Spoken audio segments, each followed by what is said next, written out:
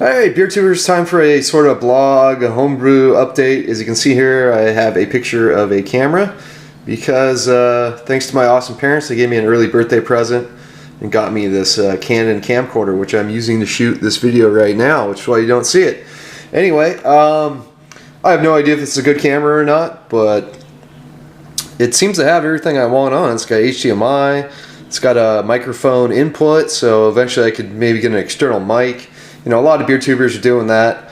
I've never had a camcorder before, so I'm quite excited. So I'm just kind of read up on this. Comes with a DVD, comes with a case. I have an 8 gig memory card, so we'll see how much that will record. But in this mode, it looks like 2 hours, a little over 2 hours on this one. So big thanks to them. So let's go check on some homebrew stuff. Okay, this is a nice dark room, so we'll see how the camera does in here.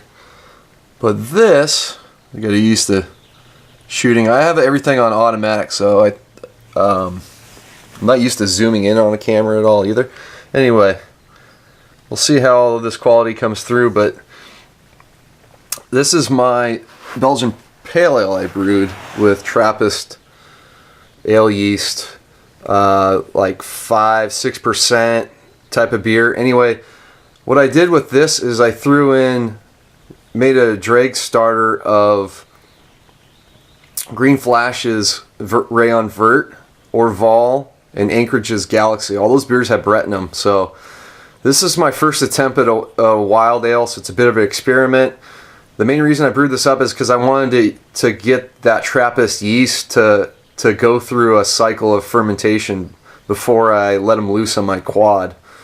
And then you're in my music room right now, which is also going to be a large fermentation closet, because over here I brewed up a cider about a month and a half ago, so that's sitting in there.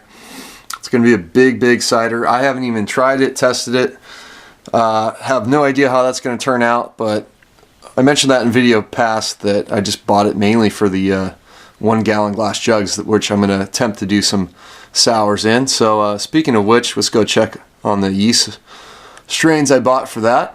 Okay, so there's a few different strains of Brett you can buy, and wow, I got to really get used to like not trying to focus the screen on this camera. That's Brett Lambicus, and that's Bruxelles. So those are 2 Brett strains I want to play around with, blending them. And then I just got the Belgian sour mix, which I'll have to re-look up what that is. But anyway, I have until October where these are, you know, going to be good. So we'll see what kind of experiments I do with those. But I've been meaning to do some experiments with sour, so now I'm finally getting around to doing it. So instead of doing dregs for everything, I want to get some fresh cultures in there and see what they do. Okay, time to check on my quad. And if you can see here, it's being a little aggressive. Actually, let's see if I can zoom in. All right. First time been able to zoom in while recording. Anyway, that thing is got a little crazy there. I think I'll be okay. I mean, I can always turn down the temperature on this freezer, but nice healthy fermentation going there. I just racked off that Belgian Pale Ale I just showed you. Then I pitched that Brett starter, so I can use it. So that's going to become my experimental sour wild ale fermentation bucket, and this one's going to be my normal ales and lagers bucket. So I had that yeast cake of the White Labs 500, just pitched that in, and yeah, as soon as you do pitch on a yeast cake, in my experience, it just seems to go nuts on the fermentation. So I'll probably get that cleaned out and cleaned up. Thankfully, it didn't make too much of a mess, because I checked on this last night and it was showing those. I mean, it was going pretty crazy, but it wasn't showing signs of coming up through the airlock. So some other beer I have in here, it's cooling around, set for about 64-65 degrees right now. So I wanted a little warmer fermentation, because the internal temperature in that bucket's going to be higher than what I have it set for. So I went really low on the Belgian Pale Ale. I was getting a lot of banana character low, so I think if I shoot a little higher, I'm going to get a little more spice character. But you can definitely tell that's the Chimay strain, that Trappist White Labs 500 ale yeast. So that's the sort of homebrewing camera update. We'll see what else I get to today. But I bottled my barrel-aged barley wine, so I'll probably drink one of those on camera in a while. Hops update time. These are my Fuggles, which were really slow last year, and they came up shooting up. They're the quickest to come out of the ground, so that's pretty cool. Maybe I'll actually get a bit of a harvest this year.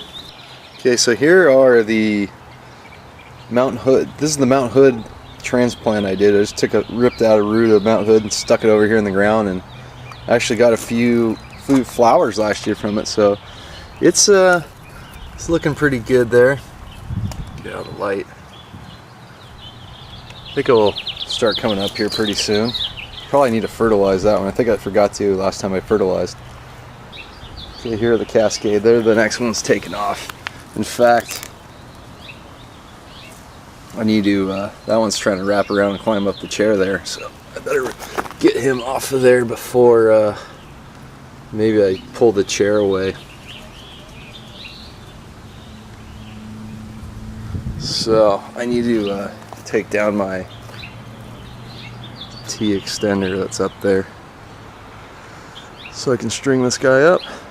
And then the Mount Hood, it's got a big pile. Probably gonna get rid of that and see if anyone wants a home for this, because I could pull that little root up and transplant that over to someone's house. So I'm gonna get these watered here in a second. This one's gonna take off next. I know it is. And I gotta get a T extender for this one, because last year I just ran a string across and it just did not work. This thing was so dense and heavy that it was pulling it down. Okay, here's the Columbus.